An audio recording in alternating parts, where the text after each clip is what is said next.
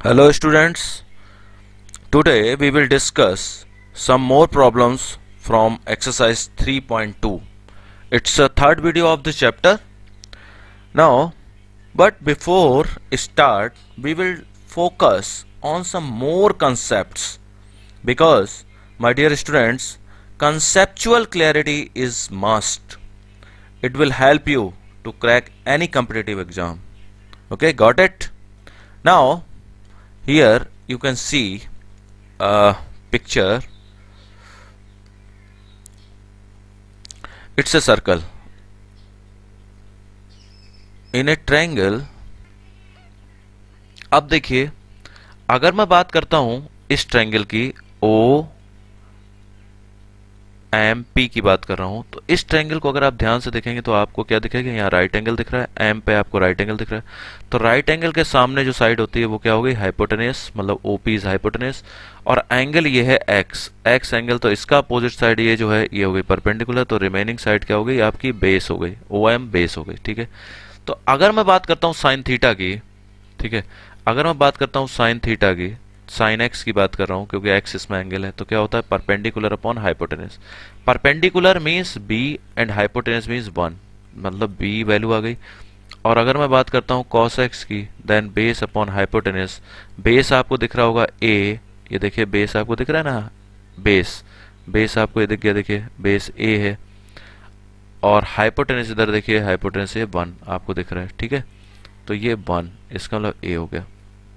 तो ये जो पॉइंट आप देख रहे हैं, ये पॉइंट आप ध्यान से देखिए, तो ये पॉइंट में आपको ए जो वैल्यू मिल गई, मतलब ये cos x है और ये जो वैल्यू है वो किसकी है? sin x की वैल्यू है। क्लियर? अब आप देखेंगे, इसको मैं थोड़ा सा साफ कर देता हूँ, आपको फिर से एक बार दिखाता हूँ। देखिए इस क्वेश्चन को ध्यान से अगर आप देखेंगे तो आपको ये पता चलेगा कि sin x की वैल्यू आप देखिए, sin x की वैल्यू क्या है? ये वाली वैल्यू है sin x की। तो देखिए sin x की वैल्यू क्या हो रही है? 0 से ये वैल्यू कहाँ जा रही है? 0 से ये 1 जा रही है। ये देखिए, ये वैल्यू पहले क्या थी? 0 थी, और अभी क्या वैल्यू आ गई? इस पॉइंट पे ये वैल्यू क्या आ गई? 1 आ गई। मतलब sin x की अगर मैं बात कर रहा हूं तो वैल्यू क्या हो रही है? 0 से 1, यानी कि वैल्यू क्या हो रही है? इंक्रीज कर रही है ना। तो इसका मतलब जो फंक्शन है आपका वो क्या है? इंक्रीजिंग है, इंक्रीजिंग है। ठीक है ना। 0 से पाई, ये पॉइंट क्या है? ये पाई बाई 2 है, ये पॉइंट है पाई, और ये पॉइंट है आपका, ये पॉइंट आ गया 2 पाई, और ये हो गया 3 पाई बाई 2। ठीक है, तो यानी कि 0 से 1 वैल्यू हो गई, 0 से शुरू हुआ, 2 पाई और 0 दोनों एक ही को रिप्रेजेंट करेंगे। तो इसका मतलब ये वैल्यू बढ़ रही है, 0 से आगे गई ना, बढ़ रही है। अब अगर मैं बात करता हूं साइन एक्स की सेकेंड क्वाड्रेंट के लिए, तो सेकेंड क्वाड्रेंट में आप वैल्यू देखिए जरा एक बार, तो ये वैल्यू इसकी क्या है? 1, और 1 से वैल्यू क्या हो गई? 0, 1 से वैल्यू हो गई 0, 1 से वैल्यू 0 हो गई, इसका मतलब कम हो रही है वैल्यू, इसका मतलब क्या हो रही है? डिक्रीज हो रही है। तो ये डिक्रीजिंग है, ये फंक्शन डिक्रीजिंग है। किसमें? सेकेंड क्वाड्रेंट में। अगर मैं साइन एक्स की बात करता हूं, किसमें? ये फर्स्ट में बात की मैंने, ये सेकेंड में बात की और ये थर्ड में की। तो अगर मैं बात करता हूँ थर्ड क्वाड्रेंट में, तो थर्ड क्वाड्रेंट में वैल्यू देखिए, ये 0 थी साइन की वैल्यू, और 0 के बाद ये क्या वैल्यू हो गई? -1, 0 से -1 और कम हो गई, यानी कि 0 से वैल्यू क्या हो गई? -1। तो 0 से -1 का मतलब क्या हुआ? ये हो गया डिक्रीजिंग। और फोर्थ क्वाड्रेंट में मैं बात कर लेता हूँ साइन एक्स की, तो फोर्थ क्वाड्रेंट में जरा वैल्यू देखिए, फोर्थ क्वाड्रेंट में वैल्यू -1 थी, -1 से वैल्यू हो गई 0, मतलब -1 से अगर वैल्यू 0 हो रही है तो यानी कि वैल्यू बढ़ रही है, इसका मतलब कैसा है? इंक्रीजिंग है। ओके, ये इंक्रीजिंग है। अब मैं आपको अच्छे से और इस चीज को और अच्छे से समझाना चाहता हूं, तो आप जरा देखिए, ये मैंने कार्टेशियन प्लेन एक ड्रॉ कर लिया। कार्टेशियन प्लेन ये ओरिजिन है, ये आपका एक्स डैश, और ये एक वाई, और ये वाई डैश, ये first quadrant, it's a second quadrant, it's a third quadrant, और ये आपका फोर्थ क्वाड्रेंट। ओके, अब आप इन क्वाड्रेंट को देखें और फिर मैं आपको एक चीज समझाना चाहता हूं। तो क्वाड्रेंट के हिसाब से अगर आप चलेंगे तो देखिए आपको क्या मिलेगा? ये साइन एक्स की जब हम बात कर रहे हैं तो इधर से इधर हम गए, और वैल्यू आपको क्या मिली थी? इस पॉइंट पे वैल्यू क्या थी? 1 और 0। ओके, 1 और 0 वैल्यू थी।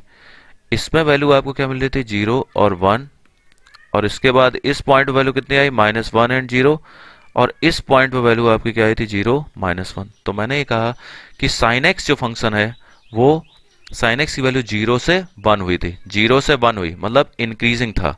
साइन एक्स इसमें क्या था, इंक्रीजिंग था, ठीक है ना, इंक्रीजिंग था। साइन एक्स इसमें क्या था, इसमें डिक्रीजिंग था, क्योंकि इसकी वैल्यू कितनी हो गई, -1 से 0 सेकेंड क्वाड्रेंट में, -1 से 0। थर्ड क्वाड्रेंट में ये वैल्यू क्या हो गई, 0 से -1, यानी कि फिर डिक्रीज हो रही है। और इसमें क्या हुआ, -1 से 0, यानी कि ये वैल्यू इंक्रीज हो रही है, ठीक है। साइन एक्स की बात कर रहा हूं मैं। अब देखिए इसी को मैं दूसरे रेफरेंस में लूंगा, दूसरे तरीके से आपको समझाऊंगा। तो जरा देखिए, एक बार हम फंक्शन पे जाते हैं। एक मैंने ग्राफ लिया हुआ है साइन एक्स का। साइन एक्स का ग्राफ, मैं आपसे उम्मीद करता हूं कि आप सभी बच्चे ग्राफ को बहुत अच्छे से सीख लेंगे और ड्रॉ करना सीख जाएंगे, ठीक है ना। ये आपके हमेशा काम आने वाला है। तो देखिए मैं बात कर रहा हूँ, ये मैंने इसके पार्ट्स कर लिए, रेड वाला पार्ट देखिए, ये मैंने एक पार्ट कर लिया, ये मैंने एक पार्ट कर लिया, और ये मैंने एक पार्ट कर लिया। तो ये जो पार्ट है, फर्स्ट पार्ट की मैं बात कर रहा हूँ, तो ये फर्स्ट पार्ट क्या है, 0 to π/2, मीन्स ये फर्स्ट क्वाड्रेंट की बात हो रही है। π/2 to π, π/2 to π, π/2 to π, π/2 to π क्या होता है, सेकेंड क्वाड्रेंट होता है। और π2 ये है 3π/2, ये थर्ड क्वाड्रेंट है। और 3π/2 to 2π, it's a fourth quadrant. Now here you can see 0, ये 0 को रिप्रेजेंट करता है, 0, ये 0 को रिप्रेजेंट कर रहा है, ठीक है, ये 0 को रिप्रेजेंट कर रहा है। ये क्या है, π/2, और ये क्या है, पाई, ये पाई है, और ये क्या है, 3π/2। ओके, तो देखिए 0 से π/2 ये फर्स्ट क्वाड्रेंट है, π/2 to π second, pi to 3π/2 third, and 3π/2 2π और 0, you can say it's a fourth quadrant. Same here, you can see 0 to π, 0 to π, 0 to π, it's a first, π/2 to π second, π to 3π/2 third, and it's fourth. अब हम इसमें study करेंगे कि ये increasing है या decreasing है। तो आप देखिए, ध्यान से देखिए, 0 to π, ये देखिए ये जो वैल्यू है साइन एक्स के ग्राफ की इंक्रीज कर रही है, ठीक है ना। इसके बाद आप अगर देखेंगे π/2 to π, π/2 to π, देखिए ये वैल्यू जो है कम होना शुरू हो गई, मतलब डिक्रीज हो रही है, ठीक है। फिर आप देखेंगे इसके बाद देखिए π to 3π/2, इस पॉइंट से इस पॉइंट तक फिर वैल्यू और कम होती जा रही है। मतलब ये जो पोर्शन आपने देखा, इस पोर्शन की जो मैं बात कर रहा हूँ, ये पोर्शन आप जो देख रहे हैं, इतना पोर्शन, इसमें वैल्यू डिक्रीज हो रही है। और इसके बाद आप देखेंगे 3π/2 से 2π के बीच में वैल्यू फिर से इंक्रीज होना शुरू हो गई, फिर से वैल्यू इंक्रीज होना शुरू हो गई।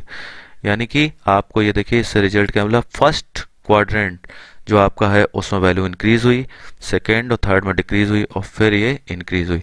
तो साइन एक्स के बारे में आपको ये क्लियर पिक्चर हो गई, बिल्कुल क्लियर पिक्चर जो अभी अभी मैंने बताया था कि मैथमेटिक्स में हर चीज़ को अगर आप रटने की कोशिश करेंगे और सब्जेक्ट की तरह लर्न करने की कोशिश करेंगे तो बच्चों को कभी काम नहीं चलेगा, आपको ये सब चीज़ें सीखनी ही पड़ेंगी, ठीक है।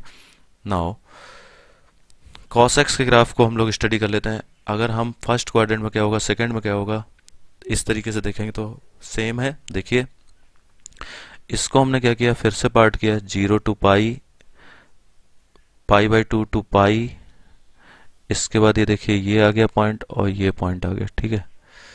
तो 0 to π/2, π/2 to π, और π to 3π/2, इसको आप लिख दीजिए 3π/2, और 3π/2 के बाद 2π, ठीक है ना। एक साइकिल पूरी हो गई ना, देखिए मतलब 0 to π/2, π/2 to π, π to 3π/2, 3π/2 2π, ठीक है।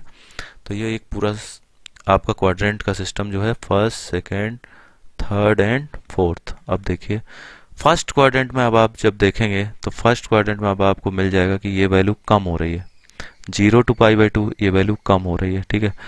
और π/2 to π भी वैल्यू कम हो रही है, ठीक है ना। आप ये ग्राफ देखिए, ये वैल्यू देखिए इधर जा रही है, ठीक है, कम हो रही है। यानी कि फर्स्ट और सेकेंड क्वाड्रेंट जो है, फर्स्ट और सेकेंड क्वाड्रेंट आपके जो है, इसमें क्या है, कॉस एक्स जो है वो क्या है, डिक्रीजिंग है, ठीक है। अब आप आ जाइए आगे चलते हैं, इधर देखिए 3π/2 से वैल्यू इंक्रीज करना शुरू हो गई, 3π/2, ये सॉरी पाई से 3π/2 के बीच में देखिए वैल्यू डिक्रीज कर रही है, और 3π/2 से 2π तक वैल्यू इंक्रीज कर रही है, सॉरी पाई से 3π/2 तक आप वैल्यू देख रहे हैं, बढ़ रही है, इंक्रीज कर रही है। पाई से 2π तक पूरी वैल्यू इंक्रीज कर रही है। तो इसका मतलब आप ये कह सकते हैं कि थर्ड क्वाड्रेंट और फोर्थ क्वाड्रेंट में cos x की वैल्यू क्या करती है, इंक्रीज करती है। क्लियर। अब मैं इसी चीज को आपको यहाँ समझाना चाहता हूँ tan के फंक्शन में। तो देखिए tan में अगर मैं आपको समझाता हूँ तो देखिए tan x में आप ये देखेंगे कि tan x में क्या होता है, जब ये एक बार आप देखिए tan का, देखिए tan का फंक्शन आपके सामने है ना tan का। तो देखिए tan में आप जब देखेंगे तो आपको ये पता चलेगा कि ये जो वैल्यू होती है 0 0, ये है 0, ये देखिए ध्यान से देखिए, ये देखिए ये वैल्यू आप देखिए, ये वैल्यू देखिए इंक्रीज कर रही है, ये वैल्यू देखिए इंक्रीज कर रही है। ठीक है, क्लियर। ये वैल्यू, ये ग्राफ जो है वो इस तरीके से बना है, इस तरीके से, ये देखिए यहाँ से बनना शुरू हुआ है। ठीक है, मतलब ये ग्राफ कहाँ शुरू हुआ, इधर से देखिए ऐसे ये ग्राफ आ रहा है, इस तरीके से वैल्यू ग्राफ आ रहा है, ये इस तरीके से। तो यानी कि वो ये बताना चाहता है कि जो tan x का आपका ग्राफ है, tan x का जो ग्राफ है वो क्या हो रहा है, इंक्रीजिंग है। ठीक है, इंक्रीजिंग ग्राफ आ रहा है। और जो cot x का ग्राफ है, cot x का ग्राफ कैसे बन रहा है, वो इस तरीके से बनता है, ऐसे बन रहा है ग्राफ, ये देखिए इस तरीके से बन रहा है। मतलब ये, तो क्या होगा अगर मैं इसको कंपेयर करूं तो देखिए 2 पे जो वैल्यू है, इधर देखिए, इधर देखिए, फिर ये देखिए वैल्यू, तो ये क्या हो रहा है, डिक्रीज होता जा रहा है। ठीक है ना, मतलब मैं अगर ये बात कर रहा हूं इस तरीके से तो ये क्या हो रहा है, डिक्रीज हो रहा है। ठीक है, डिक्रीजिंग का ग्राफ है। और ये कैसा ग्राफ है, इंक्रीजिंग का। ठीक है ना, तो इस तरीके से हम लोग देखते हैं। जैसे 0 से, आपने पहले क्या देखा, 0 से π/2। तो मैं आपको ये फिर से दिखा देता हूँ, आप कंफ्यूज ना हो बिल्कुल भी। देखिए अभी आपको एक चीज एक बार में समझ में आ जाएगा। 0 यहाँ पे है, ये है 0 और ये है π/2। तो आप देखिए ये वैल्यू क्या है, 0 से π/2 तक इंक्रीजिंग है। ठीक है, अब आप बात क्या करते हैं, π/2 से पाई, ये फर्स्ट क्वाड्रेंट था ना, तो ये इंक्रीजिंग था। अब आप किसकी बात कर रहे हैं, π/2 से पाई, तो π/2 से पाई में भी ये ग्राफ ऐसे बना हुआ है, π/2 से पाई। ठीक है, ये देखिए ये वैल्यू -2 वैल्यू है यहाँ पे, -2, उसके बाद क्या वैल्यू है, -1। तो देखिए ये वैल्यू क्या हो रही है, ये इंक्रीज हो रही है ना, क्योंकि -2 क्या होता है, -2 जो है less than, -2 is less than -1, means -1 is greater than -2। तो इस तरीके से वैल्यू क्या हो रही है, इंक्रीज हो रही है। अब अगर मैं पाई, ये सेकंड क्वाड्रेंट में भी इंक्रीज कर रहा है। अब पाई से मैं 3π/2 की बात करता हूँ तो ये थर्ड क्वाड्रेंट में भी इंक्रीज कर रहा है। और 3π/2 से मैं अगर 2π की बात कर रहा हूँ फिर भी ये क्या हो रहा है, फंक्शन इंक्रीज कर रहा है। तो मतलब tan x का जो फंक्शन है, tan x का जो फंक्शन है, फर्स्ट क्वाड्रेंट में, सेकेंड क्वाड्रेंट में, थर्ड क्वाड्रेंट में और फोर्थ क्वाड्रेंट में, सभी में क्या होता है, इंक्रीजिंग है। ठीक है, क्लियर। अब इसी में आप क्या करिए, cot x में भी मैं आपको एक बार अच्छे से समझा देता हूँ जिससे आपको कोई दिक्कत ना रहे। तो देखिए इसमें जब आप देखेंगे, पहले हम कहाँ से देख रहे हैं, 0 से π/2 देखिए। तो 0 से π/2 में ये फंक्शन इस तरीके से बनता है, ऐसे, मतलब इस तरीके से आ रहा है। फर्स्ट क्वाड्रेंट की मैं बात कर रहा हूँ। ठीक है, 0 से π/2 फर्स्ट क्वाड्रेंट होता है ना। तो देखिए ये 2 की वैल्यू है, यहाँ 2 है, इधर 1 है। तो आप देखिए ये डिक्रीज कर रहा है, नीचे की तरफ जा रहा है। तो आप जानते हैं 2 इज ग्रेटर देन 1 है, और जबकि वैल्यू अगर आप देखेंगे तो ये कम होती जा रही है। और π/2 से पाई में भी ये देखिए वैल्यू डिक्रीज हो रही है, कम हो रही है। फिर आप इसको देखिए π/2 से पाई में, तो ये वैल्यू क्या है, ये डिक्रीज हो रही है, डिक्रीज हो रही है। ठीक है, और 3π/2 से 2π में भी ये वैल्यू डिक्रीज हो रही है। इसका मतलब ये हुआ कि ये फंक्शन क्या हो रहा है, cot x का जो फंक्शन है वो डिक्रीजिंग फंक्शन है, फर्स्ट, सेकेंड, थर्ड और फोर्थ सारे क्वाड्रेंट में ये डिक्रीजिंग फंक्शन है। ठीक है, ये बात आपको क्लियर हो गई। कोई लर्न करने की जरूरत नहीं, कुछ नहीं। अगर आपको ग्राफ पता है, ग्राफ कैसे ड्रॉ करते हैं, तो आपको ये सारी चीजें बहुत इजीली आपके लिए आप सॉल्व कर पाएंगे। ठीक है, इसी तरीके से बच्चों sec x और cosec x का है, ये थोड़ी सी आपके लिए पजल भी है। थोड़ा सा आप करके देखिए इसको कि आपका काम क्या है, first quadrant, second quadrant, third quadrant and fourth quadrant में चेक करना कि इंक्रीजिंग है या डिक्रीजिंग है। ठीक है, ये है sec x का ग्राफ, और यही सेम ऐसे ही आपको cosec x में करना है। ठीक है, कोई आपको डाउट आता है कमेंट सेक्शन में आप पूछें, मैं आपको इसको भी नेक्स्ट वीडियो में एक्सप्लेन करके दिखाऊंगा। अब चलिए कुछ क्वेश्चंस देखते हैं। जैसे ये क्वेश्चन दिया हुआ है, हाँ एक चीज छोटी सी बच गई, मैं वो और आपको बता देता हूँ वो और देख लीजिए, उसके बाद आगे करेंगे। देखिए ये मैंने आपको सिखा दिया, अब आप इसको देखिए, छोटी सी चीज है। ये जितने भी ट्रिग्नोमेट्रिक फंक्शंस होते हैं, सपोज ये मैंने sin x का ग्राफ लिया हुआ है, या ये cos x का ग्राफ है, एक मान लीजिए साइन एक्स का ग्राफ है, पहले आप साइन एक्स के ग्राफ को ध्यान से देखिए। तो साइन एक्स का जो ग्राफ होता है, तो देखिए साइन एक्स का जो ग्राफ है, देखिए ये साइन एक्स का ग्राफ जो हमने लिया, इसको हम लोग बोलते हैं, जितने भी ट्रिग्नोमेट्रिक फंक्शंस हैं उनको हम लोग बोलते हैं कि भाई ये सारे फंक्शंस कैसे होते हैं, पीरियोडिक होते हैं, पीरियोडिक फंक्शंस होते हैं। पीरियोडिक फंक्शंस क्यों बोलते हैं इनको, देखिए आप अगर इसको ध्यान से देखेंगे तो जीरो से सपोज ये ग्राफ शुरू हुआ, ऐसे ये ग्राफ गया और इधर आया 2 पाई तक। उसके बाद क्या हुआ, ये ग्राफ फिर से इसी तरीके से शुरू हो गया, फिर ये 4 पाई पे आ गया और फिर आगे जाएगा। इसी तरीके से आप इसको देखिए, जीरो से इधर देखिए ये -2 पाई तक आया। मतलब क्या हो रहा है कि ग्राफ जो है 2 पाई, फिर 2 पाई, इधर देखिए 2 पाई और 2 पाई, मतलब 2 पाई के बाद वो ग्राफ क्या है, फिर से सेम रिपीट होता है। तो इसका जो साइन एक्स है, साइन एक्स जो फंक्शन है, इसका जो पीरियड है, पीरियड जो है वो क्या होता है, 2 पाई होता है। ठीक है, मतलब वो सेम वैल्यू रिपीट करता है। मतलब जैसे ये आपका है, इसमें 2 पाई पे यहाँ आ गया ये 2 पाई, उसका ये सेम वैल्यू यहाँ से देना शुरू करेगा। ठीक है, कॉस एक्स जो होता है और साइन एक्स का सेम रहता है, इसमें कोई चेंज नहीं है। ठीक है, तो अब आप ये देखिए, अब हम tan x की थोड़ी सी बात कर लेते हैं। तो tan x में क्या हो रहा है, tan x में ये ग्राफ क्या रिपीट कर रहा है, यस ये रिपीट करता है। तो tan x में जो ग्राफ रिपीट कर रहा है, अगर आप इसको ध्यान से देखेंगे इस ग्राफ को, तो आपको ये पता चल जाएगा कि ग्राफ जो है पाई पाई पे रिपीट करता है। tan पाई प्लस एक्स अगर आप लिखेंगे तो ये क्या आएगा, tan x, यानी कि इसका पीरियड क्या होता है, पाई, पाई इसका पीरियड होगा। ठीक है, और tan x is a reciprocal of cot x. Tan x is a reciprocal of cot x. So the period of both the functions is pi. For tan x, period of tan x is pi, and also the period of cot x is pi. ठीक है, पाई आप समझ में आ गया, आपको बात समझ में आ गई। पाई से जो है क्या होगा, ये इस तरीके से रिपीट करता है। ये इसका पीरियड कितना है, पाई। तो अब देखिए, अब हम लोग इस तरीके के क्वेश्चंस को करेंगे।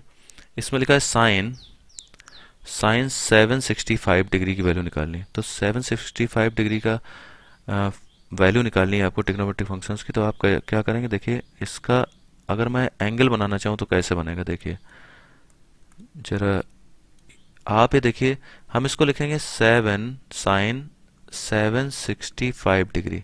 तो क्या मैं इसको लिख सकता हूँ साइन, अगर मैं इसको 180 से डिवाइड करता हूं, अगर मैं इसे 180 से डिवाइड करूं, तो देखिए अगर मैं इसे 180 से डिवाइड करूं तो कितना होगा, 144 आएगा, मतलब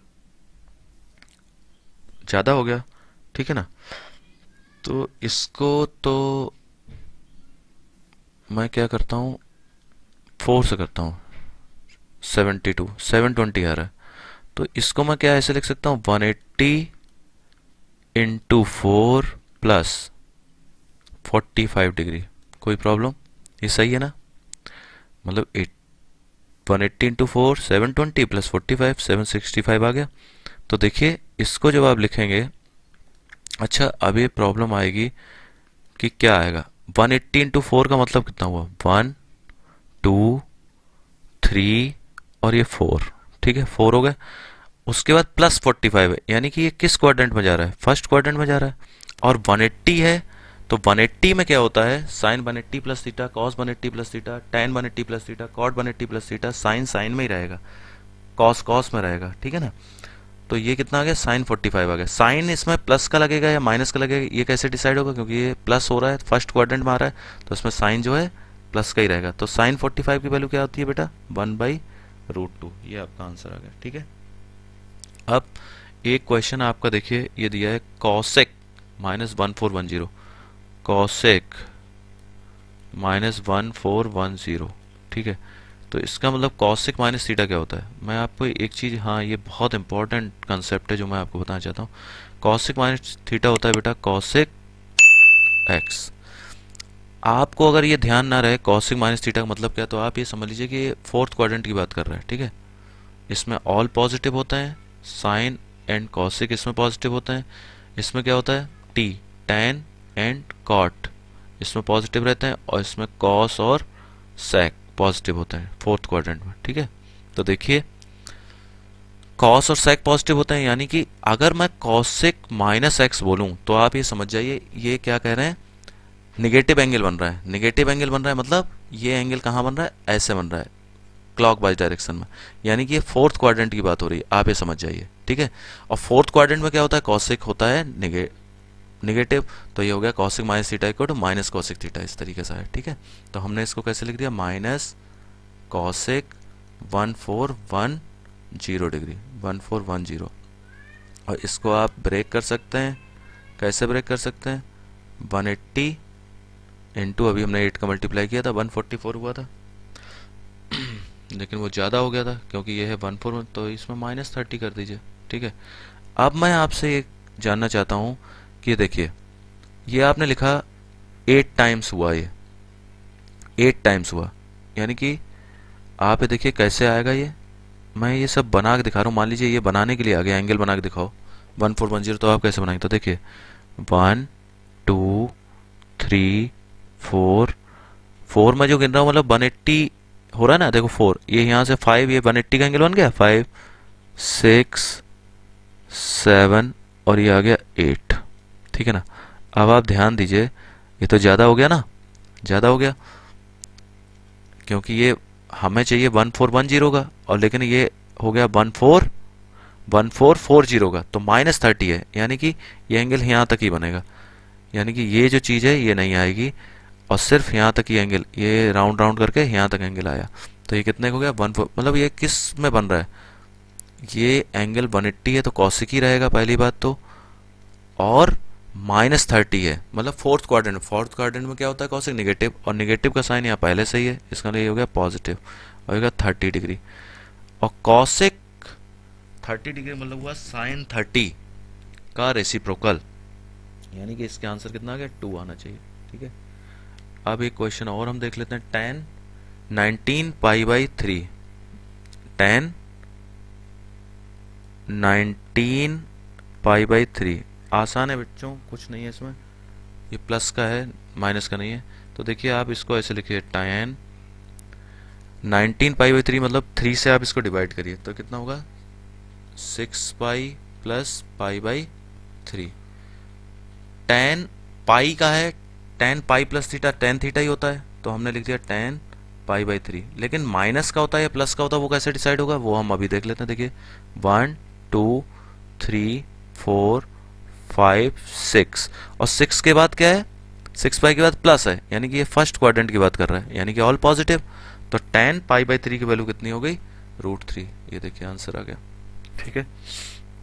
नेक्स्ट क्या है, साइन -11 π/3, तो देखिए इसको हमने कैसे किया, साइन -11 π/3, तो देखिए इसको हम साइन माइनस थीटा, पहले माइनस का कुछ करते हैं सोल्यूशन, साइन माइनस थीटा क्या होता है, माइनस साइन थीटा, क्योंकि फोर्थ क्वाड्रेंट में साइन जो है निगेटिव होता है ना, तो ये देखिए 11 π/3 ये आ गया। अब हमने इसको ब्रेक किया, 3 से डिवाइड किया तो ये आएगा माइनस साइन, 3 से आप डिवाइड कीजिए तो कितना हो जाएगा, ये आ जाएगा 4π और -π/3 कर दीजिए, ये ठीक रहेगा, ठीक है। तो जरा देखें ध्यान से, 4π का मतलब कितना हुआ, 1 2 3 और 4, और उसके बाद माइनस है, माइनस का मतलब ये फोर्थ क्वाड्रेंट में ही रहेगा, ठीक है ना, इधर ही रहेगा फोर्थ क्वाड्रेंट में, ये एंगल रहेगा, इसका मतलब ये हुआ, ये सिर्फ हम रफ काम कर रहे हैं, ये रफ वर्क है ये, जिसको कि आप अपने समझने के लिए कर रहे हैं, ठीक है।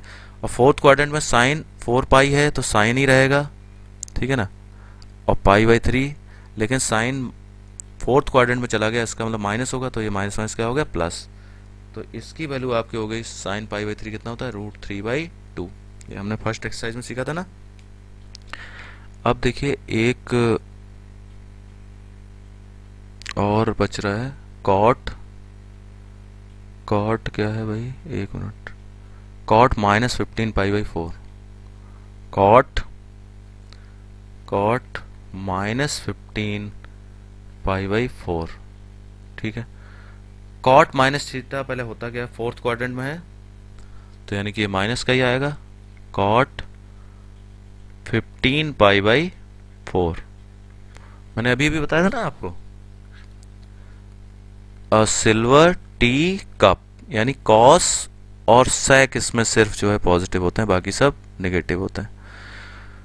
तो ये कॉट माइनस थीटा, अभी मैंने बताया था माइनस थीटा का मतलब क्या हुआ, माइनस थीटा का मतलब हुआ बेटा कि आप जो एंगल बना रहे हो वो कैसे बना रहे हो, क्लॉकवाइज एंगल बना रहे हो। तो ये किस में जाएगा क्लॉकवाइज एंगल बना के, तो ये फोर्थ क्वाड्रेंट में तो जा रहा है क्लॉकवाइज एंगल, और एंटी क्लॉकवाइज एंगल पहला जो बनता है वो फर्स्ट में जाता है। तो एंटी क्लॉकवाइज जब क्लॉकवाइज एंगल बना तो ये फोर्थ क्वाड्रेंट में आ गया, और फोर्थ क्वाड्रेंट में क्या होता है, कॉस और सेक पॉजिटिव होता है, कॉट क्या होता है नेगेटिव, तो इसलिए हमने माइनस साइन बाहर आ गया।